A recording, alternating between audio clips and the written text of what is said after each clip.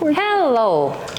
If you did not watch us before, I'm Roxanne Phoenix and this is my son Nikita Phoenix. And today we have with us unique and charming Rose Calderone. Rose,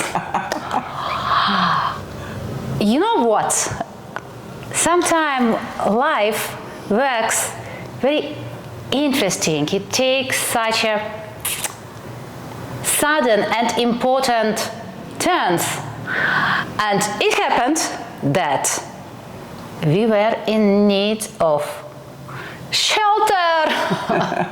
Traveling family, filmmakers, musicians, artists. And we knocked at the door of Rose.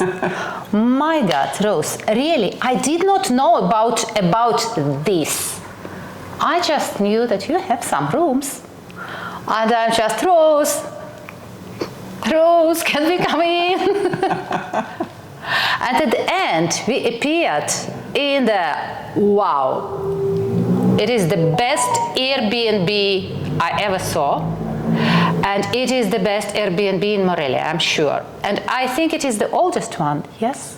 Probably, yeah. Tell us. 20 years. Tell us, please, everything. Everything. So, you are from United States? Yes, I'm from Chicago. Uh-huh. And it started when a friend of my son came to visit me in Chicago. And he asked if he could bring 2 friends from Mexico to stay in my house. In Chicago? Yeah, because I was raised that way. My parents always had an open house, so I've always had an open house. Mm-hmm. And so I said, sure, they can come, but my son said, Mom, you don't even know these guys. Like, Paul's crazy, and his friends could be crazier. And he said, Mom, for you to let these guys stay, it's crazy even for you, Mom. So my son left for Brazil, and I called Paul. I said, Paul, okay, Joe's leaving. You can come. And so he came with these 2 guys. They're from Michoacan. Wilbur is still my dear friend, and they stayed for 2 weeks and they had a good time. So they insisted I come to Morelia. They wanted to return in true Latin hospitality style. They wanted to return the favor, so they insisted I come. And every morning they would wake up and because I work at a night nanny. I had a night nanny business and I was doing sleep training, and I would work all night, and in the morning I would be doing my business, and they would go, oh, are you planning your trip to Morelia? I'm like, no, I'm working, it's Christmas. And so they just nagged me into it. And so I brought an artist girlfriend who she did hand-painted cotton clothing, and she would get her dyes from Germany. She was very specific. And so she came with me, and she was just flabbergasted at the colors. So I saw, not only through my own eyes, but I saw Morelia and Michoacan through her eyes of color. And so I extended my stay from 1 week to 2 weeks, and I kept saying, oh, I'm so happy, I'm so happy. And in true hospitality style, they would go, we're so happy you're happy. I was like, oh my gosh, they don't even know me, and they're saying that. And so at the end of the 2 weeks, they said, well, our friend Paul is not going to use this apartment anymore. Do you want to rent it? And I said, yes, sight unseen. I was just starting my nanny business. This was 20 years ago, a little over 20 years ago. And I didn't really have the time or the money to have a place in Mexico. Mm-hmm. But I said yes. And then I came I came home, and I didn't tell anybody that I did that, because I didn't want to hear people go, oh, that's really crazy, or that's really stupid, or what Where were you going? thinking? In Michoacan? Yeah, you're going to Seriously? And I didn't want to hear Not just Mexico, but Michoacan. Yeah, exactly. I didn't want to hear anything, so I didn't tell anybody. And then that's how I got here. And it was 20 years ago. Mm-hmm. Yeah, the summer. 20 years ago, Airbnb was not so popular in general. No, I wasn't on Airbnb at that time. I wasn't on anything at first. It was just word of mouth and friends. But then I met this guy who I was buying art from a woman, and she brought her, she used to ship to the United States, and she brought all of her crew that were her shipping crew, a bunch of women. And this guy, Adam, was trailing along after all these women. And he was just a wonderful Jewish mensch from Los Angeles. And he just happened to write for Lonely Planet. Mm-hmm. He was a Lonely Planet writer, of which I knew nothing. I mean, back in the hippie days, Lonely Planet was like, you know, Vietnam on $3 a day or something like that. So I didn't really think of it. And he wanted to put me on Lonely Planet. He asked if he could. And I said, well, no, because, you know, my place is small, and I just had, I had 2 little places. And I said, no, because I don't want people to come knocking on the doors and, oh, I want to get married 5 years from now. Can I, you know, go through your house and talk to you for 5 hours? And I was like, no. No, I don't want to do that. And so then his girlfriend came, and she said, well, honey, you could just talk to your editor and tell him that it has to be anonymous, and don't put an address, just put a contact number and an arrow. So that's what he did. And then people were like coming and knocking on all my neighbors' doors to try to find where the arrow was. And one woman, she was an Air Force pilot. She slept in the car on the street overnight until she could get somebody to tell her where.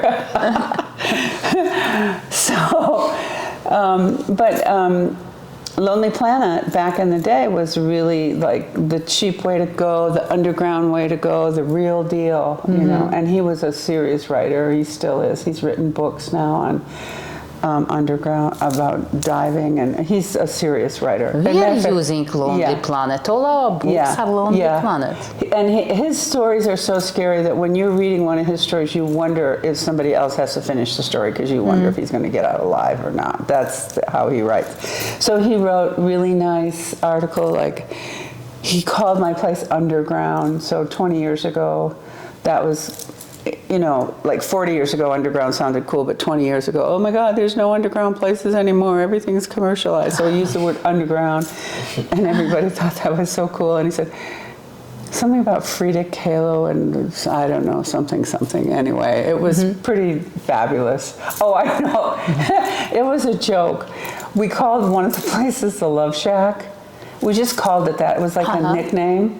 Well, it was because, Love Shack. It was because somebody left their underwear in the bed. That's why we called it that. So it just became, so we just kind of called it the Love Shack.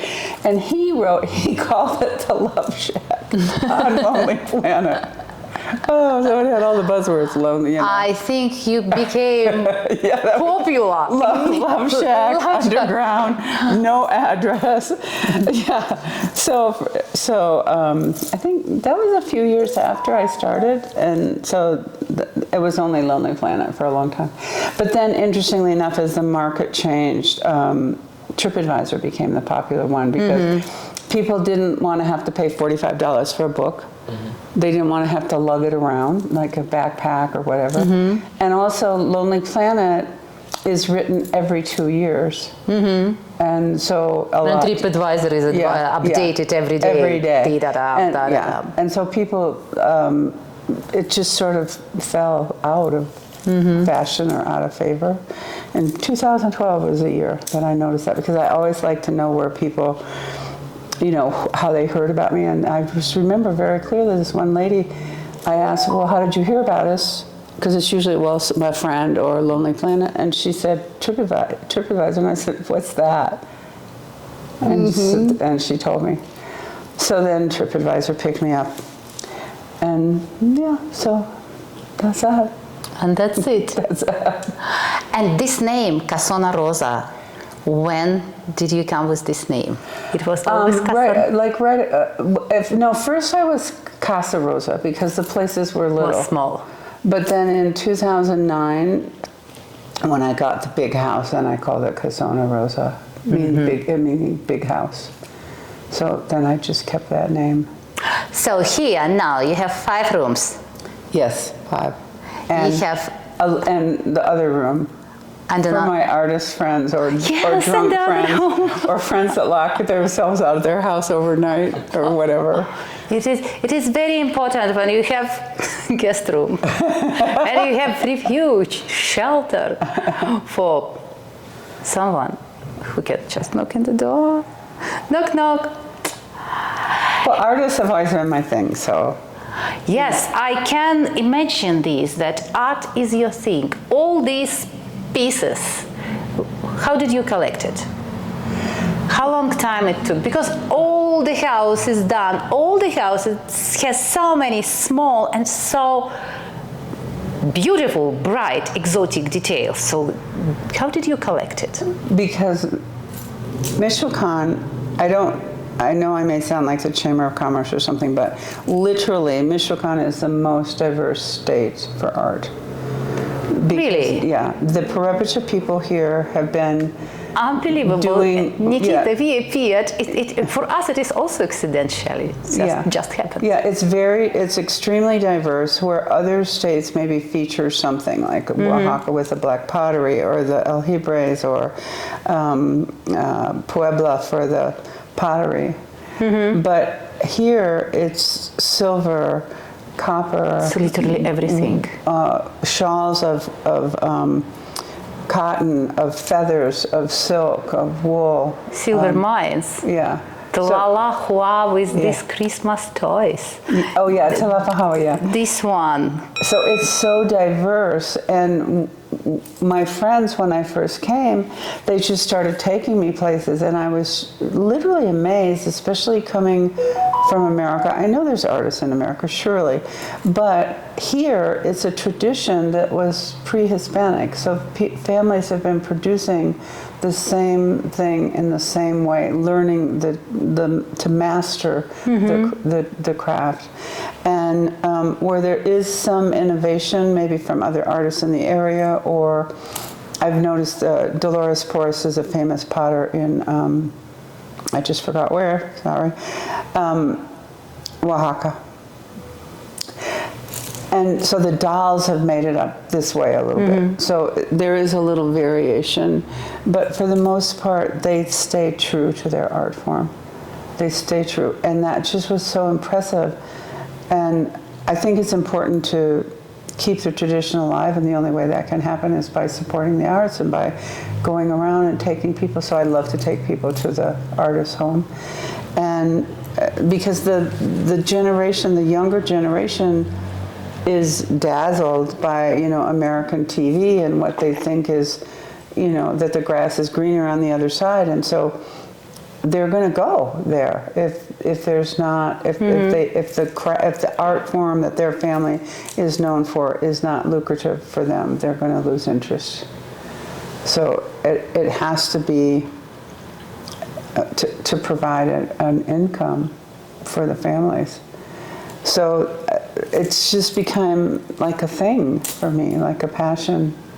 And I've been going to the people for so long now that I'm welcomed, and it means a lot to me. You know what? We can't wait when we will be back. In March, I'll take you around. Yes, we want. I had professional tour guides from Barcelona here for almost a month. And I was taking them on a tour with one of my favorite drivers. I have about 5 drivers. And all of a sudden in the middle of the tour, I just had a panic attack. I went, oh my God, like I am taking professional, you guys are like professionals in Barcelona, and I'm just like taking you around, and we're just like talking about this and that and chatting, and like this is just sort of normal life, and you're like professionals, I'm freaking out. And they went, Rose, you don't understand, that's what we want, because they said in Europe, like a tour guide in Barcelona, there's certain things they have to say to be a licensed tour guide. So you have to say who was born here and who died here, and this year this happened, and nobody cares about that stuff for the most part. I mean, and he said, but we have to do it to maintain our license, and every time we travel, we get the same blah, blah, blah, blah, blah. He said, we love this. I went, oh, this is okay, great, I'm happy now, my anxiety attack is over. But I mean, I just literally almost had a panic attack. I went, oh, I'm not doing this right, and I haven't been doing it right for 20 years. Of course, because you're doing this right, because you feel it, you feel the art, you can smell, you can easily understand with your intuition what to show, how to say, and it is clear from, you have here Frida room, colonial room, and others. Morelia room. The Morelia room. And the Pátzcuaro room. And the Monarca room. Oh my God. Yeah, And the is so features of all beautiful. the town. Yeah, my friend Emily, she was a manager for a while. Hi, Emily.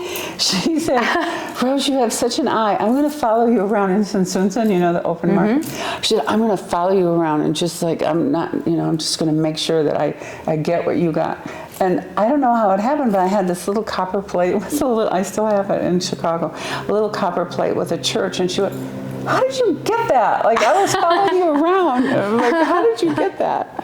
But I like, because I've been around so long and I know what normal is, I know what like is an innovation or what's new or what's different or what's unique. And so I like to get those. Or sometimes a prototype. I'll get a prototype that an artist has made that they're thinking about. Like one time, I don't have them here, but it's a copper sugar bowl and creamer. And so I bought it and I took it home and I get a call from them. I go, Rose, oh my God, you have to send us a picture. Those are the prototypes and we don't have it perfected yet. But it was so magnificent, you know, the shape and just the right size. It was just perfect. So I like to get unique things and prototypes and yeah, it's fun. So you're 20 years now here. 20 years. Do you miss Chicago? I go back. I love Chicago in the summer, but you know, I say there's a large Mexican population in Chicago, and I have a friend that works for Azteca Television, and they've done the statistics. Azteca Television here. And no, in Chicago. In Chicago, you have Azteca Television. Yeah, most of the Mexicans in Chicago are from Michoacan State, so it's like home, you know. It's interesting. In the United States, you have Azteca TV. Super. Yeah, run by a Cuban, or it was run by a Cuban. I'm not sure if he's still there. Yeah, so and so many people here, if you get in a cab or you start talking to the cabbies, they've lived in Chicago, they've visited Chicago, everybody's been to Chicago from Michoacan. Tell me, here you have now 5 rooms. Yeah. Do you have in the plan to make something bigger again?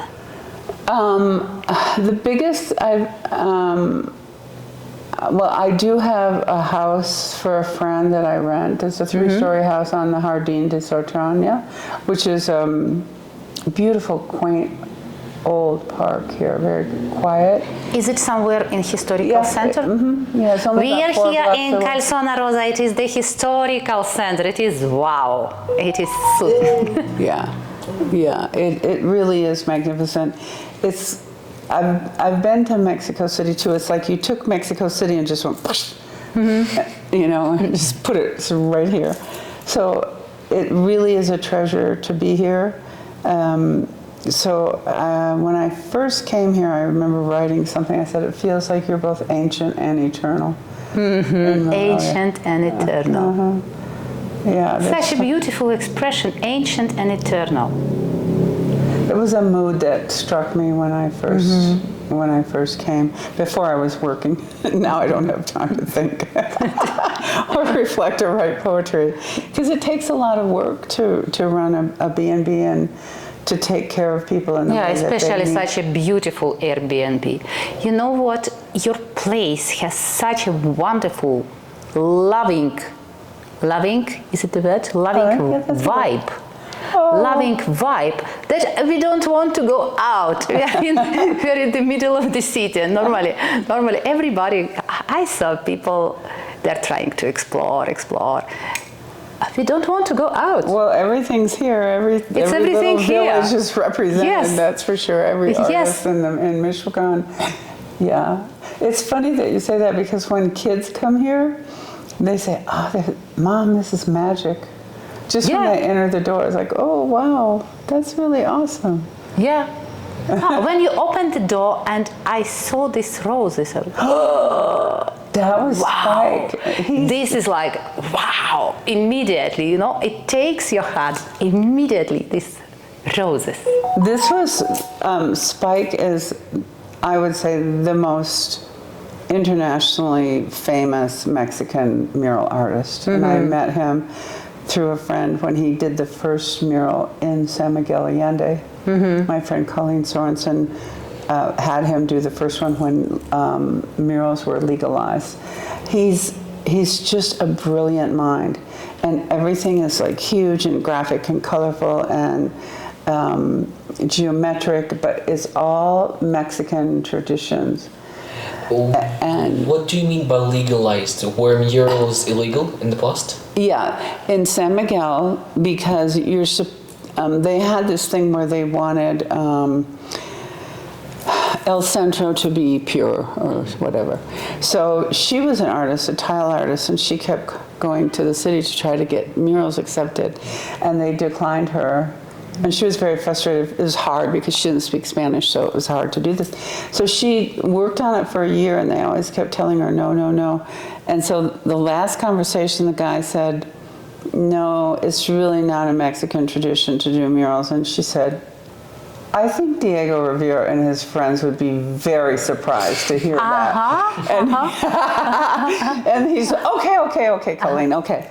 So, so it started 2012, and Spike was the first one who painted. And he just came back. When he did this, he had just come back from Russia, Portugal, Spain, Italy, and France. I mean, he's like wanted all over the world. He's only 36 years old. Like you're going to be like that. Yeah, you're going to be that guy. So he came here to do, I had worked with him in 2019, putting together a show. I supported him.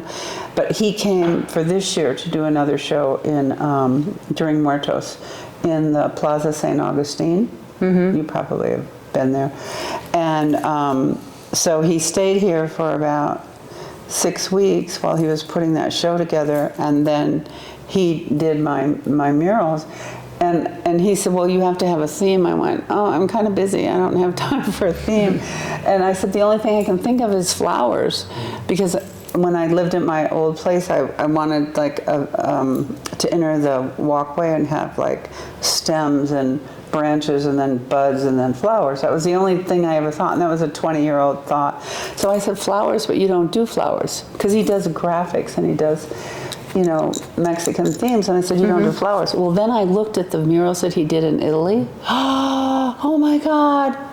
Like, he does flowers. Huge, beautiful, brilliant colors. So then I go, okay, but I don't really boss artists around. I'm very bossy, yes, sorry, but I don't boss artists around, because what's the point? Like, you know, what is the point? So I just said, well, you know, roses, like, or no, I didn't say roses, I said flowers, you know, like the Italian.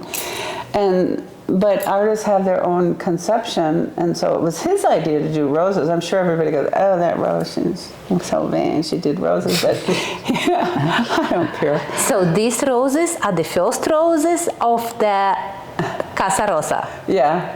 He thought of it, and then he did the color, like the ones in Italy were massive, like they were just massive and brilliant colors, but he wanted it toned to the colors of the house, like more toned down and just gentle, like, I mean, it's pretty wild, but I mean, not abrasive, you know, not really abrupt. And I think he did a beautiful job. He did it in 4 days.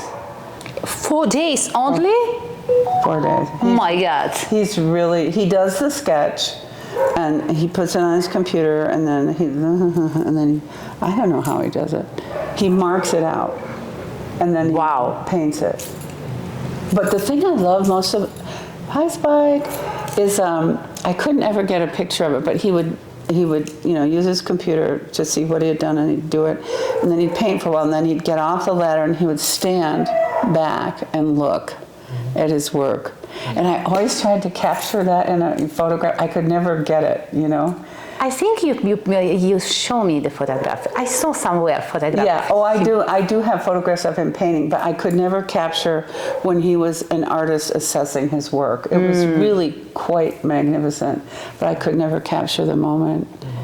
We will make your photo shooting now with those roses. We made photo shooting of myself, of Nikita. Okay. Now it's your turn. Okay, and I love to get my, oh my gosh, I didn't do that this weekend. It was so busy. I don't think I got anybody. I did it for the film festival and the Muertos and the Los Bookies concert. I had everybody pose in front of there, but I forgot to do it. It's hard to remember everything. But it's a great place to show, and it makes people just happy to be there. So yes. Yeah. Tell me, please, I wanted to ask you about your nanny's business. You said you had been sleeping trainer? Yeah. You trained kids? Babies to sleep Babies. At night. So we come It is really possible to teach babies to sleep? Yeah, because parents don't. Because parents typically will overfeed them or underfeed them, or every time they cry they'll hold them, which wakes them up. They're nervous, and they don't know the right thing to do, or their mother tells them one thing and their best friend tells them another and their doctor tells them another, and then they read books and they're so confused they don't know what to do. And we've been doing it for 20 years. My nannies have been doing it. Their grandmothers, they've been doing it for decades. It's interesting, sleeping We just go in. I know, isn't it? It started because, I forgot what year it was, but triplets or twins went up like 30%. And so it's maybe you can get through like sleep without a nanny at night if you have one baby. But if you have two, you're doomed. Yeah. Yes. And also, when the women were having twins, it was because of artificial means, and so they were typically older. So if they were in their late 30s or early 40s, not sleeping is like... It's difficult. Yeah. It can lead to serious psychosis or sleep deprivation or what have you. So I just did it. I didn't know it was a thing. I just did it. And then there was a British woman who came over. She was famous in Hollywood. Her name was Tracy Hogg. And she kind of put it on the map a little bit. And so then I started reading her books. I went, oh yeah, I do that. That's good. So, yeah. So I have... And now, so many of my nannies, they bought a second home, they bought their retirement home, they put their kids through college, so it's very gratifying to have done that, and I'm still in contact with a lot of them. It slowed down during COVID, but, don't listen, but everybody, obviously they've been busy making babies, so now they're... Everybody's making babies. Yeah. So now they're calling us again now. But it was very quiet during COVID. So you want to do it again? I have nannies doing it. I don't do it. Okay. No. I don't think I could stay awake all night, not anymore. So whatever you are doing, you're successful. Well, I do what I love. This is the key. I do what I love. And for me, that's success. And a person who I used to study with, who I really respected him, he said, success is if the people that you love and that you care for, the people around you, if they're happy and they're successful and they're thriving. He didn't say successful, he said thriving. If they're happy and they're thriving, then you're successful. So for the most part, I would say that people around me, they thrive. And they're happy. It's like to be on their life. We are so happy. Seriously, we don't want to go, but we will. You'll be back. We will be back. We will be back. Yes, I'm we will excited. Be back. You're gonna be house sitting, Yes. so I can spend the summer in Chicago. Yes, we will be back. So that's it. That's me. That's it. Thank you so much. You're welcome. Thank you. Rose Calderone. This is Casona Rosa, and you can visit us in Australia. I would love to. I've had so many crazy. We have spare room. We live in a beautiful area. It is walking distance to the beach, and it is. Really? Yes. Australians are like the Australians who come here. Like to me, I think Australians are like when United States like had the wild, wild west. Like that's what the Australians who visit here. They're just like wild. Like Australia is like wild. This one wild. family came, this one man and woman, and they had backpacks that were as long as they were. Well, they were kind of short, but they were long as they were. And they had backpacked all through Cuba. And I was just like, aren't you tired of that thing? It looks like it weighs 500 pounds. And they had all these wild stories, but every Australian who's been here is just not crazy, but just wild, like gusto mucho, like let me just eat some life. It's amazing. You guys are like that too. Because it is very long way from Australia. And the people who come out, they are very wild. Yeah. Yes. Yeah. The ones who stay outside are more. The thing is, not all Australians traveling. It's approximately less than half of Australians are traveling. Well, that's the same But way if with they America. go, if we go, we go.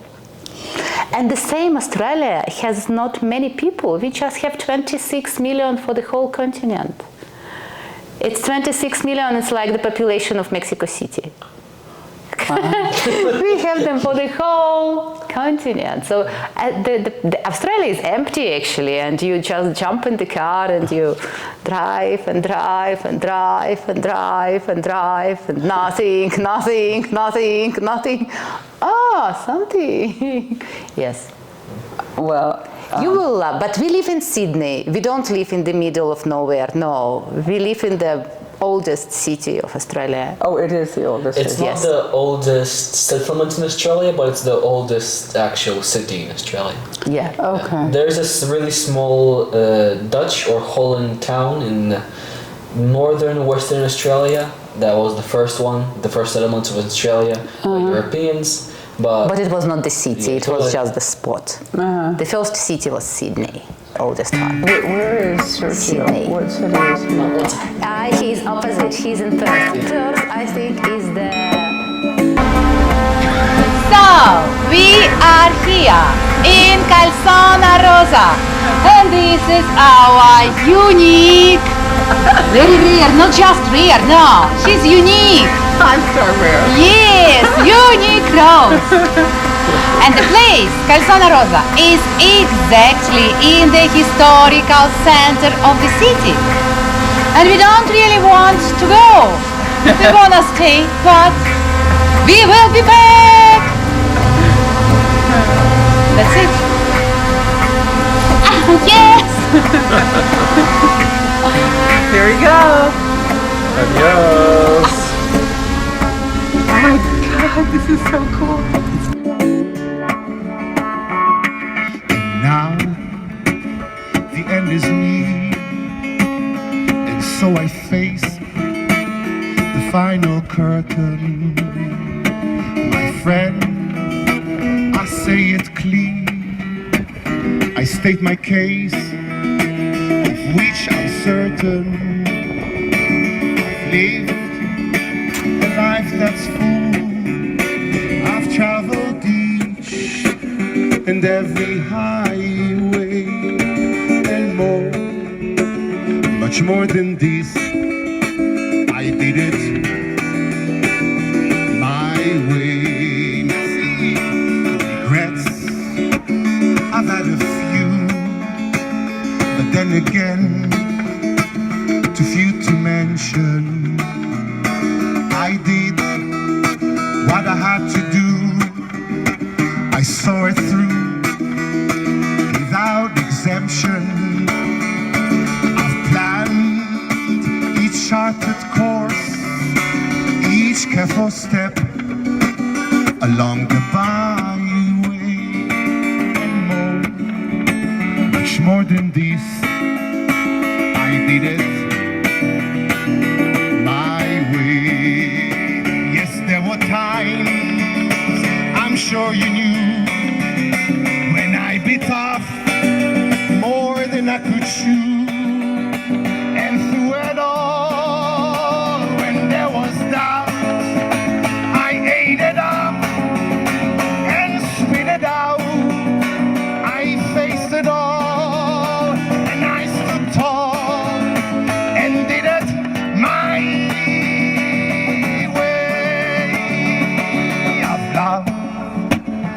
laughed and cried. I've had my fill, my share of losing. And now, as tears subside, I find it all so amusing to think I did all that, and may I say, not in a shy way. Oh no, not me. I did it my way. For what is a man? What has he got? If not himself, then he has not the right to say the things he feels, and not the words of one who kneels. The record shows I took the blow and did it my